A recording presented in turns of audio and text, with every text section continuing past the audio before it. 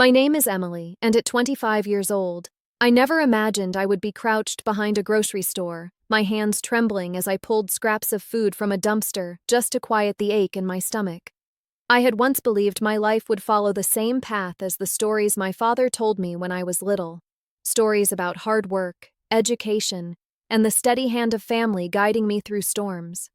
Instead, I was dirty, exhausted, and invisible, surviving on crumbs tossed away by strangers.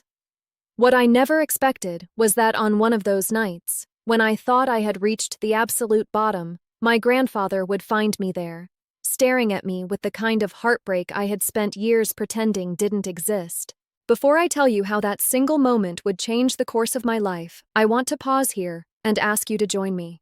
If you're watching this, please hit that like button, comment below where in the world you're listening from, and subscribe to this channel. Your support means more than you realize, and it's what allows stories like mine to be shared. If you've ever felt like life pushed you into a corner, I want you to know, you are not alone. I was not born into chaos. In fact, my earliest memories are of warmth, of belonging, of a kind of happiness so steady it felt unshakable. I grew up in a small town in Ohio, in a modest but comfortable house with a yard that always seemed to hold the smell of fresh-cut grass in the summer. My father, Michael, worked long hours as the manager of a supply company, but he never let work rob me of his presence. He was the kind of man who carried laughter in his pockets, always ready with a story to brighten an ordinary evening. My mother, Laura, was gentle and grounding.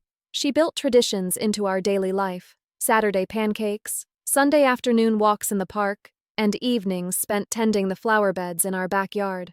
Our home was not extravagant, but it was safe, it was steady, and it was filled with love.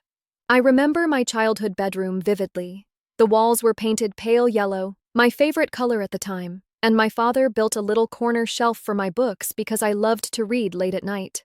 My mother would sit on the edge of my bed with a cup of tea, watching me turn the pages as though every story I discovered was a treasure. On birthdays, they would sneak into my room after I had fallen asleep, covering the ceiling with balloons so I would wake up to a sky of color. They taught me that joy was in the details, in the small ways you make someone feel seen. Even in those days, my grandfather, my father's father, was a figure I admired deeply. He was quieter than my dad, but steady, dependable, the kind of man who never seemed shaken by anything. He lived across town, in a small house filled with old books and the smell of pipe tobacco. I didn't see him every day, but when I did, he always had a way of making me feel like I mattered. He didn't shower me with gifts, but with attention, with questions about my life, with advice tucked into stories that didn't sound like advice until years later.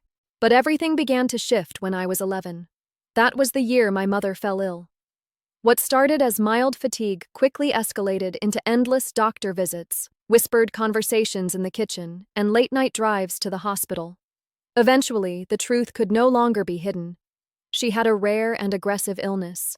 I was too young to fully grasp the enormity of it, but I was old enough to feel the way the air in our house changed. Laughter grew scarce, replaced by the steady hum of machines and the weight of silence. For 8 months, my world was a cycle of medication schedules, nurses moving through our living room, and watching my father wear himself thin, trying to be both provider and caretaker. I remember learning how to cook simple meals, how to do laundry, and how to keep things quiet when Mom was sleeping. I aged years in that time. While other girls my age were talking about school dances, I was learning how to hold my mother upright when she couldn't walk on her own. When she died in the spring, just as her garden began to bloom, it felt as though the world itself had betrayed us. The sky was impossibly blue, the air smelled of lilacs, and yet inside me, everything was gray. Her funeral was a blur of faces and flowers, but what I remember most vividly was the sight of my father standing beside her grave, his hand gripping mine so tightly it hurt. In that moment, I felt the bond between us strengthen. Two people holding on because everything else had been stripped away. The months after her death were heavy with grief. My father worked harder than ever, perhaps to drown his sorrow, but he still came home to me each night, trying to smile through eyes rimmed with exhaustion. I did my best to keep things together at home, cooking meals, cleaning, and trying to fill the silence. My grandfather was there too, quieter than usual, but steady as ever. He would sit with us sometimes in the evenings, his presence a reminder that not all had been lost. But grief has a way of carving cracks into the strongest foundations. My father, lonely and tired, eventually found companionship in a woman named Diane. She seemed kind at first, polished and caring, and I wanted so desperately for her to be what Dad needed.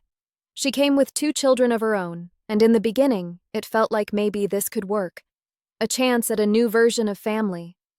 But even then, I sensed something lurking beneath her smile, something I couldn't name yet, but would come to understand all too well. Looking back, I can see how quickly the ground shifted beneath me. I was still young, still raw from losing my mother, and the subtle ways Diane inserted herself into our home didn't feel threatening at first. It was only later, when I found myself erased piece by piece, that I realized just how fragile the life I thought I had really was. And that's how it began, the unraveling of everything I thought family was supposed to mean. From warmth and security, I would tumble into coldness and betrayal. From birthday balloons and laughter, I would end up outside in the dark, my hands digging through garbage just to survive. The road between those 2 versions of me is long and painful, but every detail matters, because each step explains how a daughter loved and cherished could become a granddaughter discarded, until the night one man, my grandfather, refused to let me disappear. I grew up believing the world was safe. My earliest memories are painted with sunlight streaming through the curtains of our small house, with the scent of pancakes drifting from the kitchen, with the feeling of belonging so complete that I thought it could never be taken away. My childhood was not marked by wealth or extravagance, but by stability, and that stability was everything. Our home in Ohio sat on a quiet street, lined with oak trees that turned brilliant shades of red and gold each autumn. It wasn't a mansion, not even close, but to me, it was a palace. It was where my father came home every evening smelling faintly of sawdust from the supply company he managed, where my mother hummed softly while she baked, and where I felt certain that nothing bad could ever happen. The house had 4 small bedrooms, one of which became my sanctuary. My father painted it pale yellow because I loved the color, and he built a little wooden shelf under the window so I could keep my growing collection of books. I would curl up for hours, reading until my eyes grew heavy, feeling completely safe within those walls. Sundays were the best days. My father made it a rule that work would not interfere with our family time. We would spend mornings making pancakes together, laughing as batter dripped onto the counter, then head to the local park in the afternoons. Evenings were reserved for movies. Sometimes classics he wanted to share with me, other times silly animated films my mother adored just as much as I did. These rituals were small, but they anchored my world. I believed then that the strength of those traditions was proof that nothing could shake us. My mother was the heart of everything. She was not just nurturing, she had a way of turning every ordinary moment into something memorable. Our backyard had a modest garden, nothing elaborate, but to me, it felt magical. Each spring we would plant flowers together, her hands guiding mine as we pressed seeds into the earth. She taught me that patience and care could transform something small and fragile into something beautiful. When the garden bloomed, she would stand back with pride, reminding me that life, in all its struggles, could also hold such quiet beauty. She had a gift for making people feel important. At school, she knew all of my friends by name and welcomed them into our home as if they were her own children. She volunteered for every bake sale, every classroom event, every performance. Her chocolate chip cookies became legendary in our neighborhood, and kids would ask when they could come over because our house always felt warm and full of laughter. To me, she wasn't just my mother, she was the center of the universe. My father, though busier, made sure I always felt seen. He worked tirelessly to provide for us, but I never felt like his job came before me. He built small traditions into our life that reassured me of his love. Each birthday morning, I would wake to find streamers and balloons decorating the house, evidence that he and Mom had stayed up late making sure I felt celebrated. He wasn't flashy, but he was constant, and his constancy made me feel unshakably secure. My grandfather, my father's father, was part of my life too, though in a quieter way. He lived alone across town, in a house that smelled of books and pipe tobacco, and he carried himself with a steady seriousness that contrasted with my father's easy humor. Still, there was something grounding about him.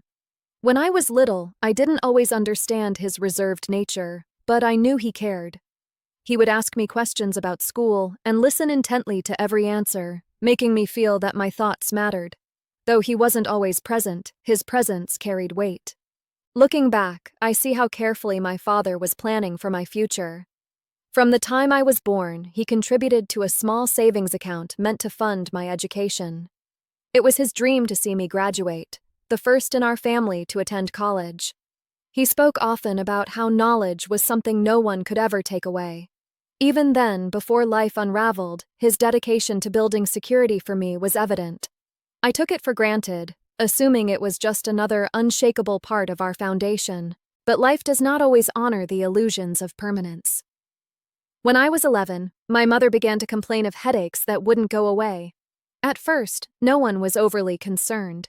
She was busy, always in motion, always giving, and we assumed she simply needed rest. But the headaches grew worse, joined by fatigue and other symptoms that could no longer be ignored. Doctor visits became routine, tests multiplied, and soon our once lighthearted home was shadowed by words I didn't yet fully understand. I remember the day I learned her diagnosis. I didn't know the medical terminology then, but what I did know was that the world shifted. The doctors used words like aggressive and inoperable. I heard whispers about months left, not years. I wasn't old enough to process all of it, but I was old enough to see the way my father's shoulders slumped, old enough to notice how my mother's laughter dimmed, old enough to feel the heaviness that settled over our house like a storm that would not pass. Those months became a crash course in adulthood for me. While my classmates spent weekends at sleepovers, I was learning how to manage medication schedules, how to guide my mother gently when she struggled to stand, how to hold my tears when she was too weak to lift a spoon. My father worked longer hours to cover the medical bills, and I heard his voice late at night, hushed and strained, negotiating with insurance companies or pleading with hospitals. I would peek around the corner and see the exhaustion etched into his face, lines that had not been there before. I tried to help in any way I could. My father taught me how to cook basic meals and handle the laundry, and I threw myself into those tasks with determination. I wanted to lighten his burden, to prove I could be strong, even though inside I still felt like a child who just wanted her mother to get better.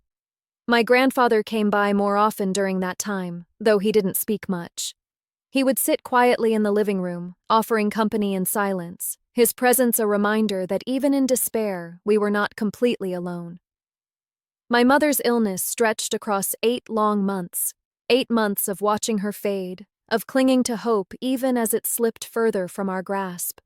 She fought with all the strength she had, but in the end, the illness claimed her. She passed away in the spring, just as her garden began to bloom. The world outside looked impossibly beautiful. Blue skies, flowering trees, warm breezes. But inside, my world collapsed. Her funeral felt unreal. People came with flowers and sympathy, but I felt like I was watching from a distance, as if none of it could be true. What I remember most is the silence afterward, the absence of her presence in the house, the way her laughter had vanished, leaving behind only echoes. My father was broken. Though he tried to hold himself together for me, I was broken too, though I tried to stay strong for him. We sat together in the evenings, sometimes paging through photo albums, sometimes just staring at nothing at all, and so, childhood ended for me not in a gradual way, but all at once, ripped away by loss. The safety I had once believed in so firmly was gone, replaced by a new awareness that life could turn cruel without warning. I clung to my father, to the remnants of our routines, to the faint stability my grandfather provided in the background.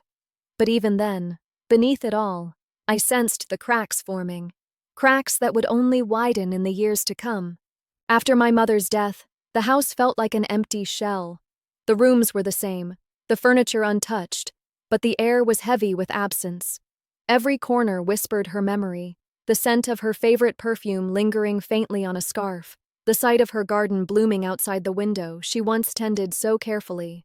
My father and I tried to move forward, but grief clung to us like a second skin. In those first months, my father worked relentlessly. He threw himself into his job with a desperation I hadn't seen before. I think he believed that if he stayed busy enough, the pain might loosen its grip. He would come home late, his eyes rimmed with exhaustion, but he still made sure to sit down with me for dinner.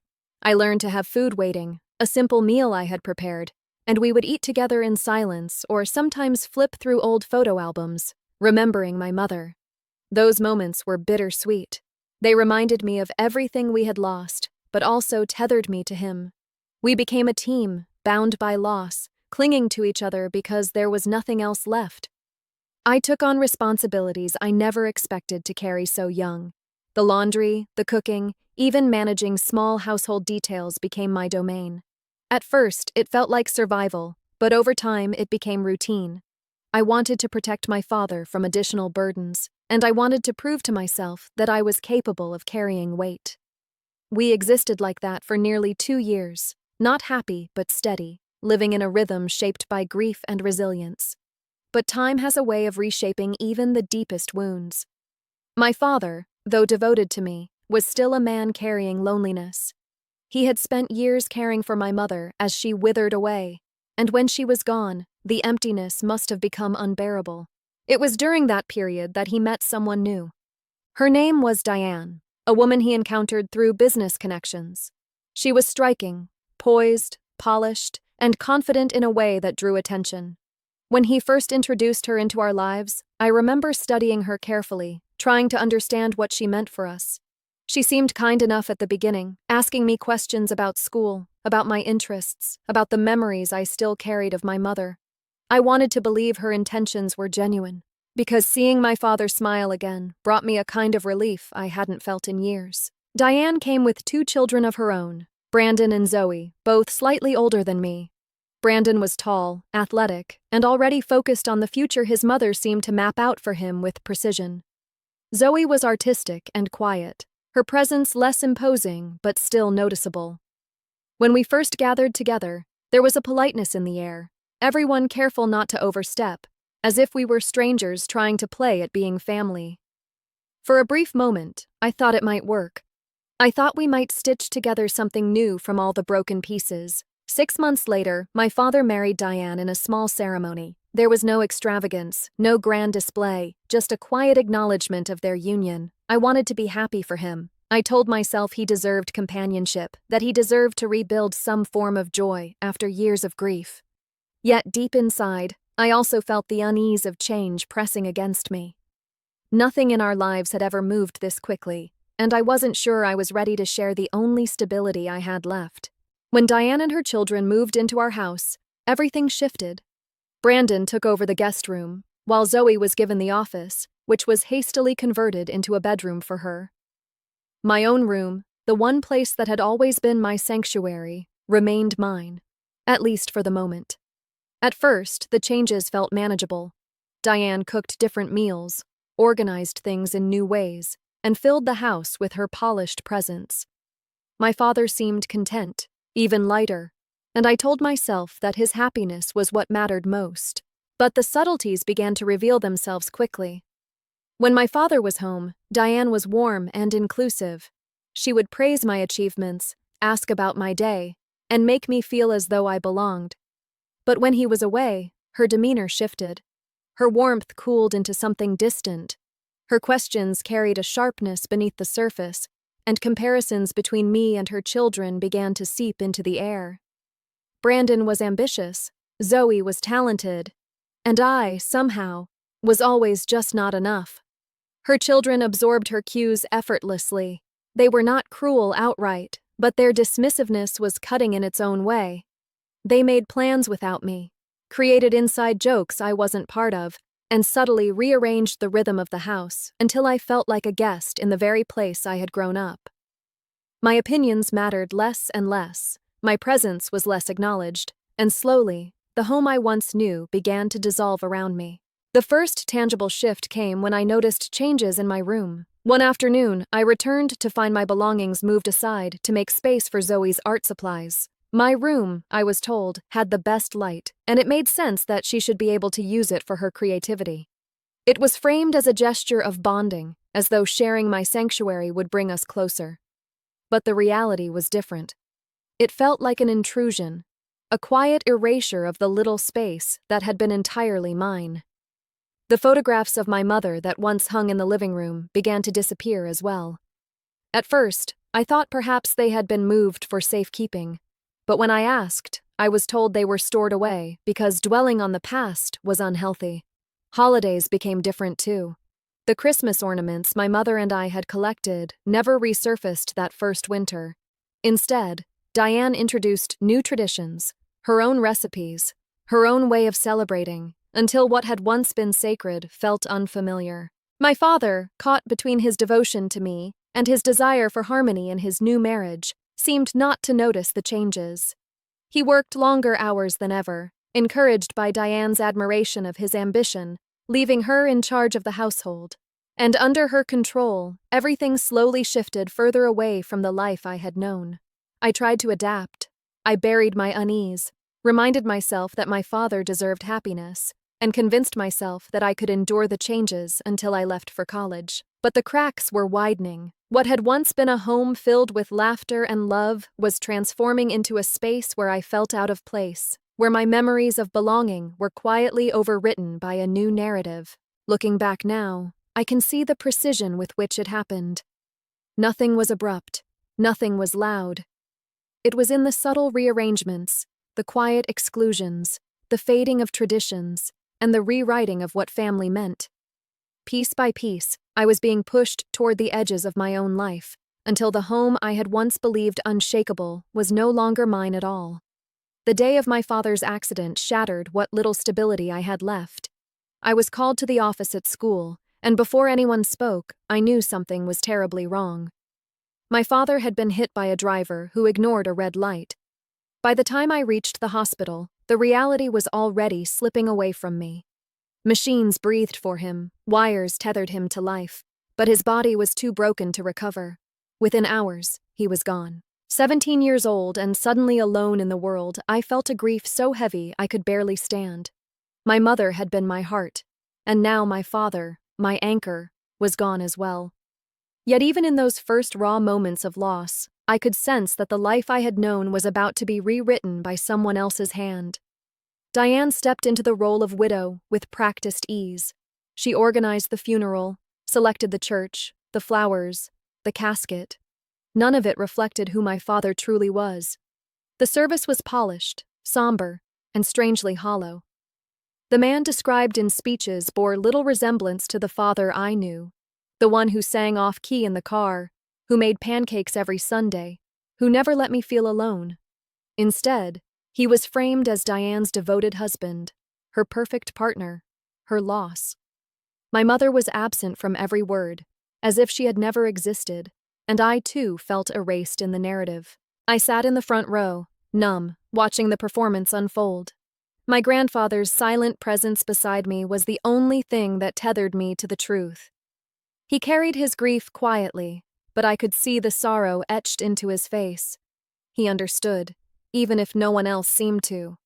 Days later, we gathered in a lawyer's office for the reading of my father's will. It was then that I realized just how much had already been altered. The house was left to Diane. The family business, too, with the vague stipulation that I would one day inherit it when I was ready. My education savings were intact, but Diane was named trustee until I turned 25. On paper, provisions had been made for me, but in reality, control had been placed firmly in her hands. I remember sitting there, feeling a wave of helplessness wash over me. Everything my father had built to secure my future now felt like a weapon in someone else's control. Diane accepted the terms with a calmness that unsettled me, her children by her side, while I sat alone. The shift in the household was immediate. Furniture was rearranged, decorations replaced, and photographs of my mother and father disappeared. In their place appeared framed portraits of Diane, her children, and occasionally my father, positioned in a way that presented them as the central family unit. I became a guest in my own home. Subtle exclusions began to mark my days. Family dinners revolved around Brandon's achievements and Zoe's hobbies, while my accomplishments passed unnoticed. Holidays lost their meaning as traditions tied to my mother and father were abandoned, replaced by Diane's polished versions. Even in my own room, changes crept in. Items were moved, space was given to Zoe's belongings, and the sense of sanctuary I once held onto slipped away. Financial control tightened around me. Requests for school expenses were met with scrutiny. Field trips, supplies, even basic needs were treated as luxuries. Diane framed it as responsibility, but it was clear she relished the authority. The money meant for my future was guarded not for my benefit, but as leverage to keep me in my place. Each day, I felt myself fading from the narrative of the family I once belonged to. Brandon and Zoe settled easily, their lives enriched by Diane's careful planning. I was told to be grateful for what little I had, reminded constantly that my place was conditional. Gratitude became an obligation, silence a necessity, and survival my only strategy. I clung to small rituals. Early mornings spent reading alone. Afternoons at the library where I could lose myself in studies. Moments where I felt some semblance of control. Education became my escape. The last thread of my father's promise that could not be erased, no matter how much Diane tried to reshape everything else. In the months that followed the reading of my father's will, life inside the house grew increasingly suffocating. At first, I tried to convince myself that things would settle into some kind of uneasy balance, that grief had distorted everything, and perhaps time would soften the edges. But instead of easing, the tension deepened. What had once been subtle exclusions soon hardened into deliberate erasure. The first sign was in my room. One afternoon, I returned from school to find boxes stacked against my walls and my belongings rearranged. Zoe had moved her art supplies into the space, her canvases leaning against furniture that once felt like mine. My sanctuary, the one place I could still pretend belonged to me, was no longer untouched. The explanation had been simple. It was the room with the best light. But for me, it was another reminder that nothing in the house was sacred anymore. Over time, the changes multiplied. My shelves, once filled with books and keepsakes, grew emptier as my things were packed away to make space for Brandon's equipment or Zoe's materials. Items disappeared entirely, small gifts from my mother, trinkets tied to memories of birthdays, even photographs that had once decorated my dresser. When I searched for them, I often found them tucked into boxes in the garage, or worse, missing completely. It was as though every trace of my past was being deliberately erased. The common areas of the house told a similar story. The walls, once adorned with family photos that included my parents, now showcased smiling portraits of Diane and her children, sometimes with my father, but rarely with me. My mother's presence had vanished from view. The traditions she had cherished, our ornaments, our recipes, our rituals, were gone too.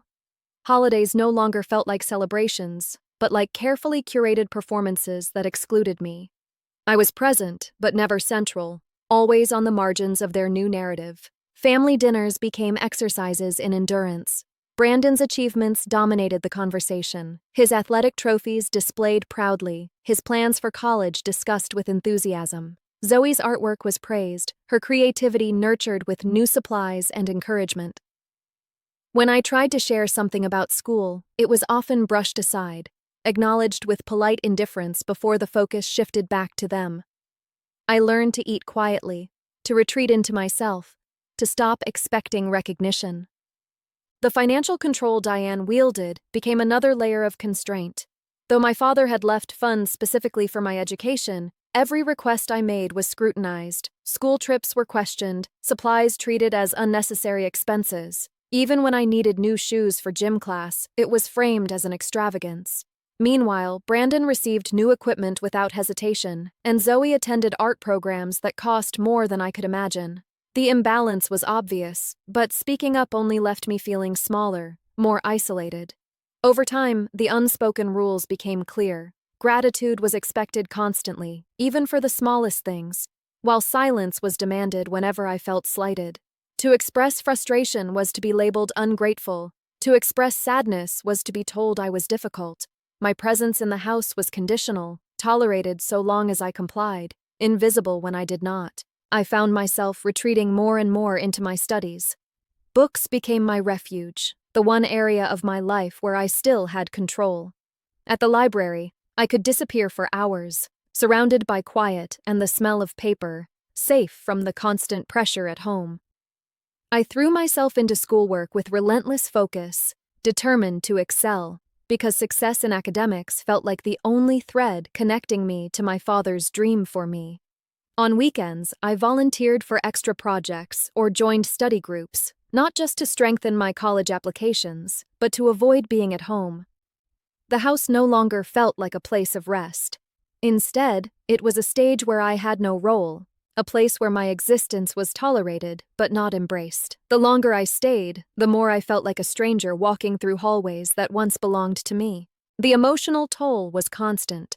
I began to measure my words carefully, calculating how they might be received, always aware that anything could be twisted into evidence of my supposed ingratitude. I learned to anticipate criticism, to prepare myself for dismissiveness, to hide parts of myself that I knew would not be accepted. Slowly, I became quieter, more withdrawn, not because I wanted to be, but because it was the only way to survive in a house where I no longer belonged. My grandfather visited occasionally, but less often than before. When he did, I felt a flicker of the stability I once knew, a reminder that someone outside those walls still saw me as I was. But even his presence was fleeting, overshadowed by Diane's control of the household. He would leave, and the silence would close in again, heavy and suffocating. By the time I approached my final years of high school, I was exhausted. My life had become a careful balance of endurance and escape. At school, I worked tirelessly, building a record of achievement I hoped would carry me to college and away from the suffocating grip of the house. At home, I navigated the unspoken rules, shrinking myself to fit the narrow space I was allowed. Looking back, I realize how deliberate it all was. Piece by piece, my sense of belonging was stripped away. My room, my possessions, my memories, even my voice, each was diminished until I felt like little more than a shadow. And yet, I clung to the hope that education would be my way out. The one thing my father had promised could never be taken from me. I told myself that if I could just hold on, if I could survive the constant erosion of my identity, then one day I would step into a life that was truly mine. But even as I clung to that hope, I could feel the walls closing in. The life I had once known was gone, and the future I dreamed of was already slipping out of reach, reshaped by hands that did not care whether I had a place in the story at all. By the time I entered my final years of high school, the house no longer resembled the one I had grown up in. What had once been filled with warmth and laughter now felt like a place I drifted through, an intruder tolerated only because there was no legal way to erase me entirely. I clung to my studies, keeping my head down, pouring every ounce of myself into grades and extracurriculars, but even that refuge was not immune from the reach of Diane and her children. The changes inside the house were relentless. My room, which had once been my safe space, was no longer mine. Brandon had claimed it under the reasoning that he needed a larger area for his workout equipment and study materials. I was moved to a cramped space in the attic, with sloped ceilings and poor heating in the winter. The move was presented as practical, but I knew the truth. It was another step in pushing me aside. Many of my belongings never made it upstairs. Some were discarded, others simply vanished. The few keepsakes I managed to hold onto were hidden away in boxes I kept beneath the narrow bed, guarded like treasures. The photographs of my mother and father were long gone from the common areas. Holidays bore no resemblance to the ones I had once cherished. New decorations replaced old ones. New traditions replaced ours, until I felt as though I were living in a house built on the ruins of my own memories. Even the language inside the home shifted. Conversations revolved around Diane's children, their plans, their futures, their needs, while my existence was treated as secondary, a footnote in a story that no longer included me. It was during this time that I began to suspect what Diane had done with my father's careful planning for me. The education fund, the trust he had built so painstakingly from the time I was born, had become her tool of control.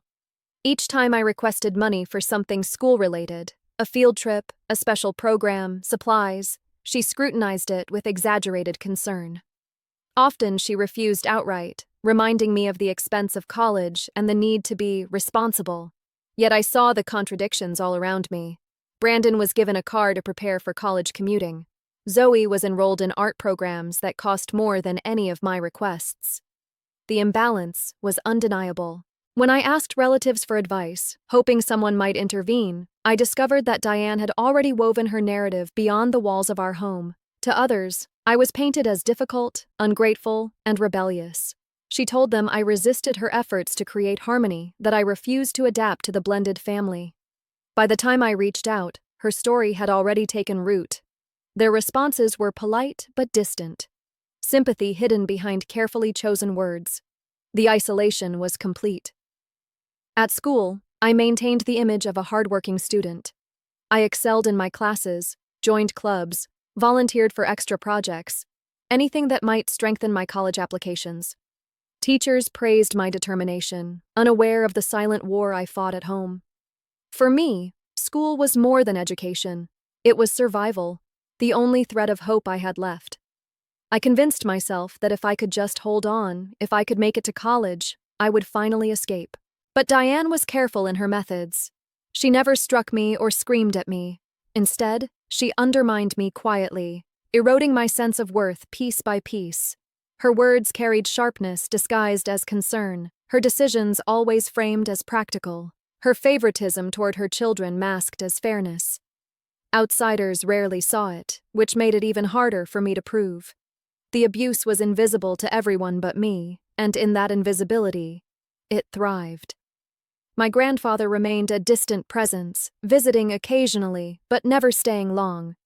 I sensed the tension between him and Diane, though I did not know the full extent of it then. His visits were bittersweet. For brief moments, I felt seen again, reminded that I still mattered to someone. But when he left, the emptiness returned, heavier each time. By my senior year, the situation reached its breaking point. The attic room felt like a prison, the house like a place I no longer belonged. I was tolerated only in silence, my existence acknowledged only when necessary. Diane had control of the finances, the house, and the narrative of who I was. Brandon and Zoe thrived under her attention, their successes celebrated, their mistakes excused, while I was reminded daily that I was a burden.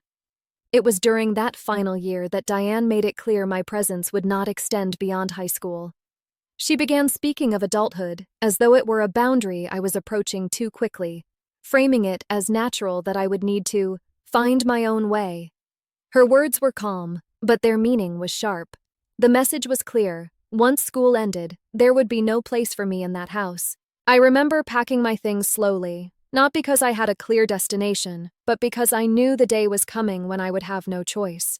Each book, each photograph, each scrap of memory I tucked into a box felt like a piece of myself I was trying desperately to preserve.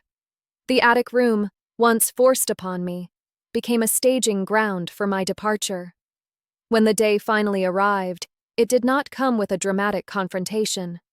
There was no shouting, no slammed doors. It came quietly, almost politely, as if my expulsion were a natural step in the course of things. The house, my childhood home, was no longer mine. I stepped outside carrying only what I could, leaving behind the rest of my history to be absorbed into Diane's version of the family. In that moment, the weight of everything settled over me. I had no safety net, no secure place to turn. The trust fund that should have been my salvation was locked under Diane's control. The relatives I thought might step in had already been turned against me. The house that had once been filled with love had closed its doors to me completely. All I carried with me was determination. Determination to survive, to prove that I was more than what Diane had tried to make me believe. I did not know then how difficult the road ahead would be, or how far I would fall before I began to rise again. All I knew was that I was on my own, walking away from the wreckage of a family that had chosen to erase me. Leaving my father's house for the last time did not feel like freedom. It felt like stepping into a void. I carried a few boxes of belongings, a duffel bag stuffed with clothes, and the weight of knowing I no longer had a place in the world. The house that had been my childhood anchor was no longer mine, and the family that should have protected me had chosen to shut me out. For the first time, I was completely alone. At first, I relied on the generosity of friends. A few classmates allowed me to sleep on their couches, and for a short while, I convinced myself that this arrangement would hold until I figured something out. But hospitality has limits, and so does pride. After weeks of drifting between houses, sensing that I was overstaying my welcome, I knew I needed something more permanent. My only option was my car. It was an old sedan, worn from years of use, but it became my only home. I cleared out the back seat, stuffed my few belongings into the trunk, and tried to make the space livable. At night, I would recline the driver's seat and wrap myself in a blanket, listening to the sounds of passing traffic as I tried to fall asleep. The air was either too cold or too humid, depending on the season, and I never truly rested. Every sound made me jump, every shadow stirred fear, but it was the only space where I felt like I wasn't intruding on anyone else's life. Survival quickly became my full-time occupation. With no steady support, I found part-time work wherever I could. I picked up early morning shifts at a coffee shop, standing on my feet for hours, serving customers with a smile while hiding the exhaustion etched into my face. In the evenings, I worked at a clothing store, folding shirts and organizing racks until late at night. Between the two jobs, I scraped together just enough to cover food, gas, and the barest essentials. My routine became a delicate balance of hiding my situation while staying afloat. I signed up for a membership at a 24-hour gym, not for fitness, but for the showers.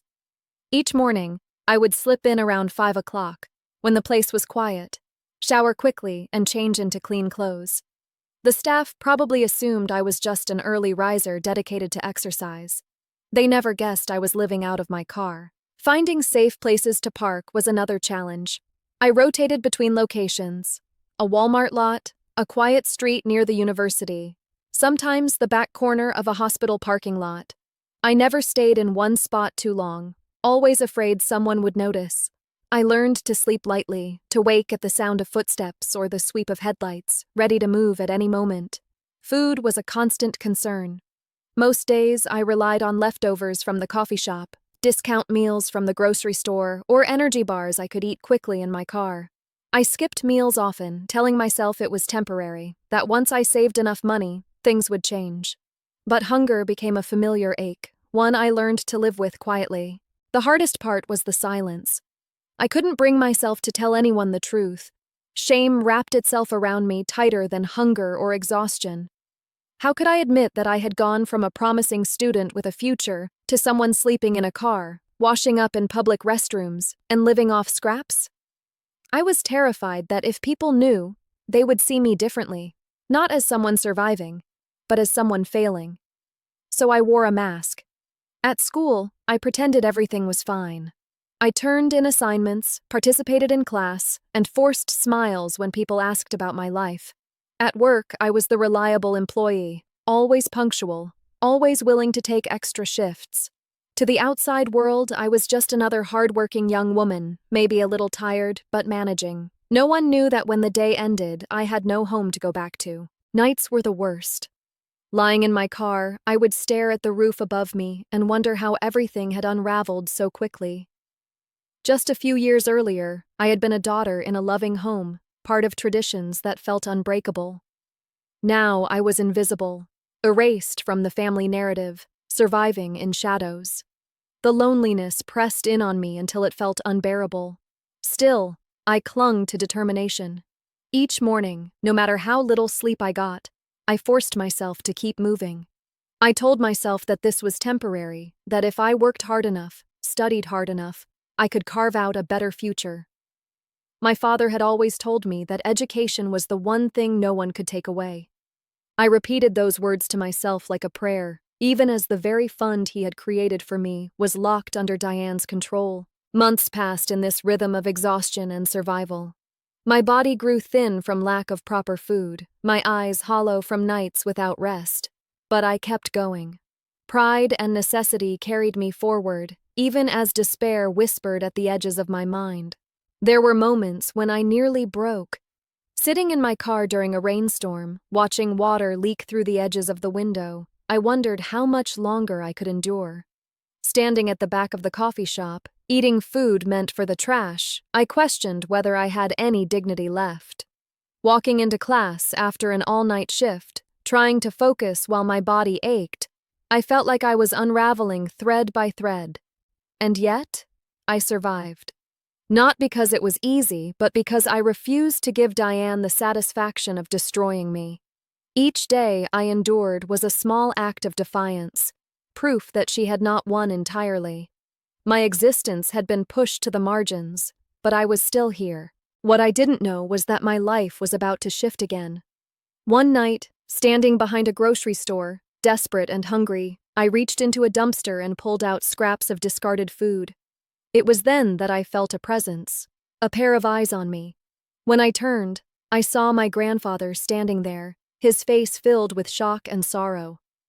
That moment would change everything. When I lifted my head and saw my grandfather standing there, the world seemed to stop. For weeks I had been sinking deeper into an existence I barely recognized as living. And now, in the middle of my most humiliating moment, someone from my past had appeared to witness it. His eyes were wide, his expression caught between shock and sorrow, and in that instant I wanted nothing more than to vanish. The shame of being discovered like that was unbearable. Yet, at the same time, a small flicker of relief stirred inside me, because for the first time in months, someone truly saw me. The hours that followed were a blur. My grandfather insisted I come with him, and though my pride fought against it, exhaustion overcame me. I gathered my few belongings from the car, everything I owned now reduced to worn-out bags and boxes, and let him drive me away from that parking lot. For the first time in what felt like forever, I was heading not to another cold night in my car, but toward the possibility of shelter, warmth, and safety. Arriving at his house felt surreal. It was large, comfortable, and filled with signs of stability I hadn't known in years. The contrast between where I had been and where I suddenly found myself was overwhelming. I was given a room of my own, clean sheets, and the luxury of a hot meal. I tried to hold myself together, but the weight of all I had endured pressed down on me. That night, for the first time in months, I slept in a real bed. The sensation of lying beneath a blanket without fear of being woken by strangers or headlights made me cry silently until sleep finally claimed me. The following days became a turning point. My grandfather listened as I unraveled the tangled story of my life since my father's death. I told him about how the warmth of my home had disappeared the moment my stepmother took control. I described the way my room had been stripped of memories, how I had been pushed aside in my own house, and how my inheritance had been manipulated until it was no longer accessible to me.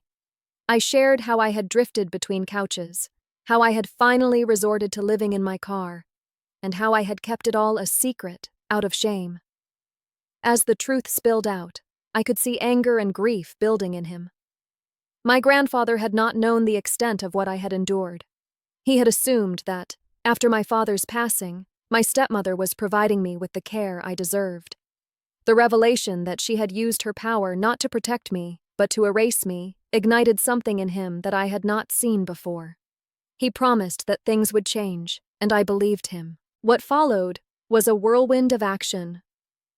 My grandfather wasted no time contacting his attorney, a man with decades of experience and a reputation for being relentless. Together, they began the process of investigating what had happened to my father's estate, my trust fund, and the role my stepmother had played in all of it. I was asked to recount every detail I could remember: how she handled money, the excuses she gave, the way she denied me access to even the smallest expenses. Each memory became a piece of evidence, each wound another reminder of how thoroughly I had been betrayed. For the first time, I felt like someone was truly fighting for me. I didn't have to shoulder the burden alone anymore. While my grandfather and his lawyer focused on the legal battle ahead, he encouraged me to focus on healing and rebuilding my life. The relief of knowing that adults, real protectors, were stepping in on my behalf was overwhelming. For so long, I had been forced to fend for myself, pretending to be stronger than I felt, hiding my desperation. Now I could finally breathe. But healing was not instant. Even in the safety of my grandfather's home, I carried habits I had developed on the streets. I kept food hidden in my bag, as if at any moment it might be taken away. I woke in the night expecting to see the roof of my car above me, disoriented when I realized I was in a real bed. I moved quietly through the house, as if afraid to be noticed, as if my presence was still an intrusion. My grandfather noticed these behaviors and gently reminded me that I was safe now. It would take time for my body and mind to believe it. Meanwhile, the investigation into my stepmother's actions deepened. Financial records revealed that the trust my father had built for me had been tampered with. Funds meant for my education and security had been redirected, disguised as business expenses, or reallocated without justification. What I had suspected in fragments was now being proven in detail. My stepmother had not simply neglected me, she had stolen from me. Hearing this confirmed was both devastating and vindicating. On one hand, it was proof that I had not imagined the betrayal, that my feelings of being erased were grounded in reality. On the other hand, it meant that my father's careful planning for my future had been violated, his wishes disregarded, his sacrifice trampled on. It wasn't just my life she had disrupted, it was his legacy. As the evidence piled up, legal proceedings were initiated. My stepmother was confronted with the findings, and though she tried to present herself as a misunderstood widow making difficult decisions, the facts painted a different picture. My grandfather's lawyer was relentless, outlining each misstep, each transfer, each misuse of funds. The mask my stepmother had worn for so long began to crack. Through it all, I remained determined not to let anger consume me. The pain was real, but I refused to let it define me anymore. I focused on small steps forward, re-enrolling in classes, rebuilding my strength, and slowly allowing myself to feel at home in my grandfather's house. I took walks in his garden, the fresh air reminding me of days when my own mother had taught me patience through planting flowers. Those memories, once too painful to revisit, began to feel like a source of strength again. The shift in my life was monumental. From the depths of loneliness and survival, I had been pulled back into a place of security and hope. My grandfather's intervention had not only rescued me from homelessness, but had also given me the chance to reclaim my future. I knew the road ahead would still hold challenges, the legal battle, the scars of what I had endured, the long process of rebuilding trust in others, but for the first time in years, I felt like I wasn't walking that road alone. What I had endured had left marks on me that would never fully fade, but it had also shown me a resilience I hadn't known I possessed. I had survived nights in a car, meals pulled from trash bins, and the crushing silence of being unseen. Now, with my grandfather at my side and justice finally within reach, I had the chance to transform survival into something greater. I was no longer just a girl living in the shadows of betrayal. I was someone who had been broken down, but who refused to stay broken. And this was only the beginning of the reckoning. The day the legal proceedings officially began marked a turning point in my life. For so long, I had felt powerless, drifting through the aftermath of my father's death, with no control over my own future. But now, with my grandfather and his lawyer by my side, I felt something I had nearly forgotten: strength. Even though the process ahead was daunting, filled with uncertainty and painful revelations, it carried with it the promise of justice. When the case was opened, the truth of my stepmother's actions began to unravel in ways even I had not fully comprehended. The trust fund my father had carefully built for me was supposed to be untouchable, a lifeline meant to secure my education and my stability. Yet as documents were examined, it became clear that it had been siphoned piece by piece, transformed into a lifeline not for me, but for her. Money had been used to cover debts, to maintain appearances, and even to fund luxuries for her children, while I had been left with nothing but scraps of my former life. I read through the reports with shaking hands, each figure and transfer proof of her betrayal. It was one thing to suspect it, to overhear whispered conversations and feel the absence of funds when I needed them. It was another to see it laid out in black and white, undeniable evidence of the theft of my future. Each page was like a wound being reopened, but it was also a confirmation that my suffering had not been the product of my imagination. I had been wronged, deliberately and systematically, and now the world could see it. As the hearings began, I found myself confronting not only the reality of her actions, but also the emotional weight of what it meant. My father had sacrificed to create that fund for me. He had skipped luxuries, worked late nights, and thought about my future with every dollar he saved.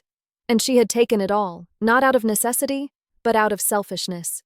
The betrayal was not just financial, it was personal, a desecration of the love and care my father had left behind for me. The courtroom felt overwhelming at first. The sterile walls, the stern expressions of the officials, and the heavy silence broken only by the reading of evidence made me feel small.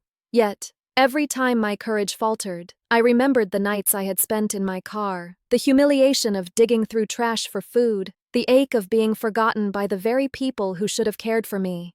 Those memories fueled me, turning my fear into resolve. I had survived the worst they had done to me. Now it was time for accountability. My stepmother sat across the room, her face carefully composed, her posture unyielding. She tried to project the image of a misunderstood widow, overwhelmed by responsibilities and forced into difficult decisions. But the documents told a different story. Each withdrawal, each unexplained expense, each disguised transfer cut through her performance, exposing the truth. As the case progressed, I found myself watching her facade crack. The confident woman who had once ruled over my home with subtle cruelty was no longer untouchable. For years, she had silenced me, dismissed me, and erased me from my own life. But in that courtroom, she could not deny the numbers, the signatures, the undeniable record of what she had done. For the first time, she was being forced to face the consequences of her actions. The proceedings were exhausting, stretching over weeks, filled with testimonies, paperwork, and endless analysis of financial records. My grandfather attended every session, his presence a constant reminder that I was not alone. His lawyer guided us with precision, dismantling every excuse, every attempt at misdirection.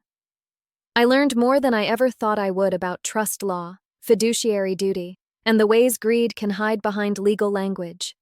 Yet no matter how complex the arguments became, the truth remained simple. She had stolen what was not hers. Beyond the legal battle, I was waging another war inside myself. It was one thing to demand justice, but another to face the flood of emotions that came with it. Anger surged through me, not just at her, but at the years I had lost, the memories tainted, the childhood home that no longer felt like mine. Sadness followed, heavy and unrelenting, reminding me of everything my father had wanted for me, everything he had worked to protect, and how it had been tarnished. Shame lingered too, the echo of the months I had spent hiding in my car, pretending to the world that I was fine while I crumbled inside. But with each day that passed, I began to feel something else. Empowerment. Speaking my truth in that courtroom, even without raising my voice, was an act of reclaiming my story. For so long, I had been silenced, gaslit into believing my needs were unimportant and my pain was an exaggeration. Now, every piece of evidence laid bare, every acknowledgement from the officials, was proof that I had not been invisible. My suffering had been real, and now it was being validated. The weight of the case also forced me to think about the future. If I won, and deep down, I believed we would, I would regain access to what was rightfully mine. But it wasn't just about money anymore. It was about freedom. Freedom from her shadow, from her control, from the years of being diminished. It was about finally being able to build a life on my own terms, without the constant fear of being stripped of it all again. As the evidence mounted, settlement offers began to surface. She wanted to avoid the full brunt of the consequences, hoping to salvage her reputation and hold on to what remained. But I refused to let her escape so easily. This was not just about restitution, it was about accountability. She had taken my inheritance, my security, my dignity. The least she owed me was the truth, laid bare for the world to see. The closing arguments brought everything into sharp focus. I listened as my grandfather's lawyer recounted the story, not just of numbers and transfers, but of a girl who had been robbed of more than money.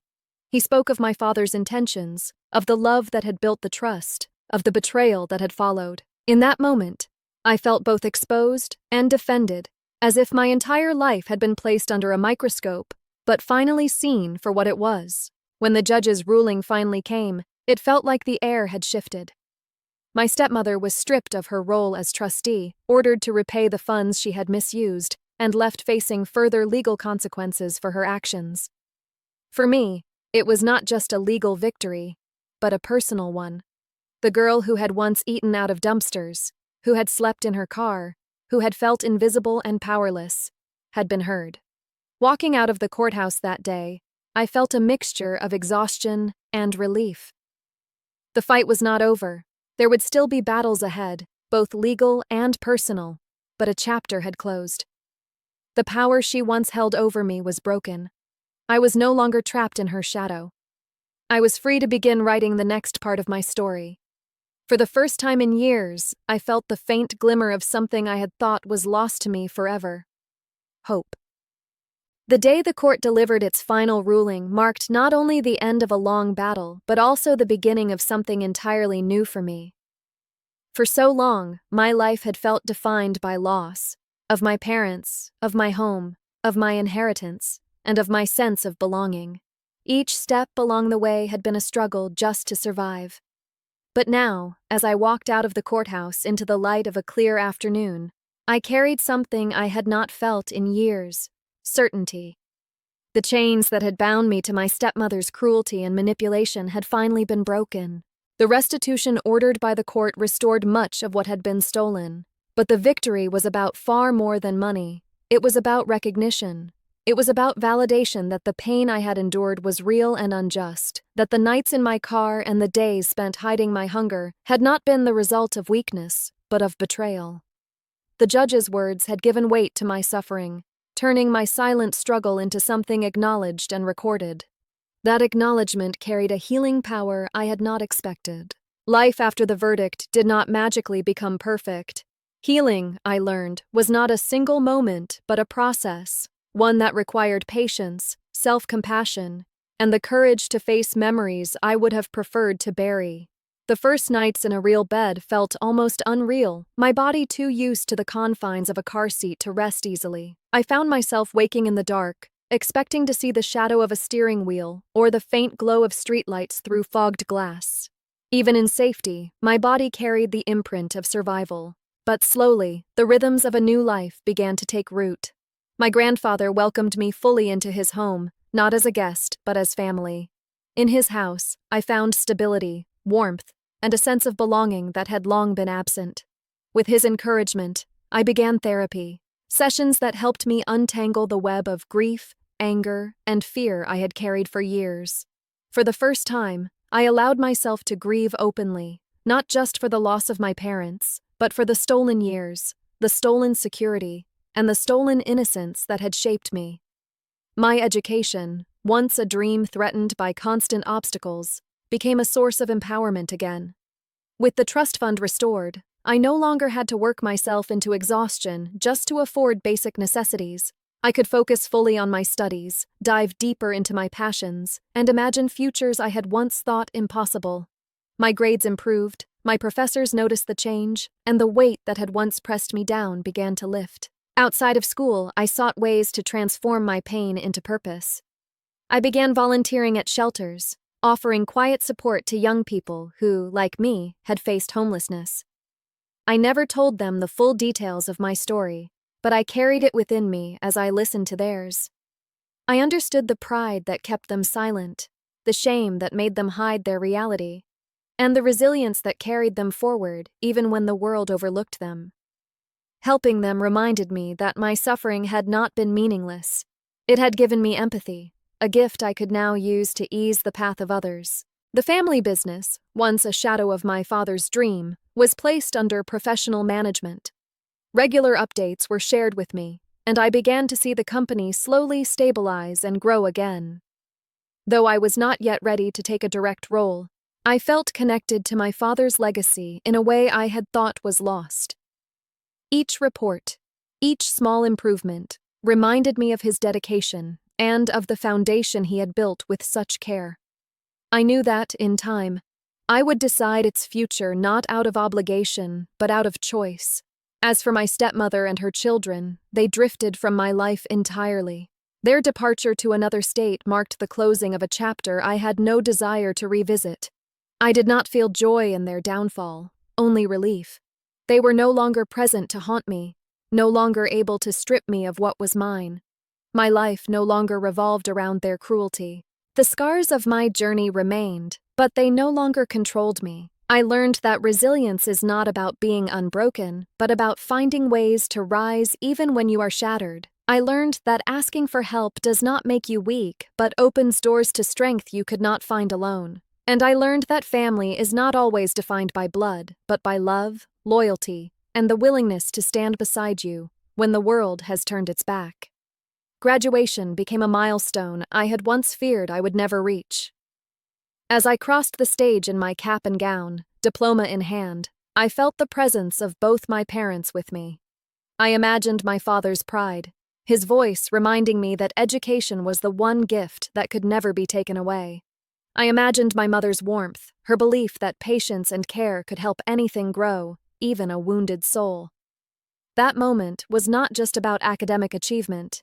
It was about survival, about endurance, and about the promise of new beginnings. In the years that followed, I built a life that was truly mine. I pursued work that combined business with social impact, using my knowledge and my experiences to make a difference for those who, like me, had once felt invisible. I found a small apartment of my own, filled it with simple comforts, and cherished every ordinary moment within it. The ability to cook dinner, to decorate a space that was entirely mine, to sleep peacefully without fear of being displaced. The echoes of my past did not vanish.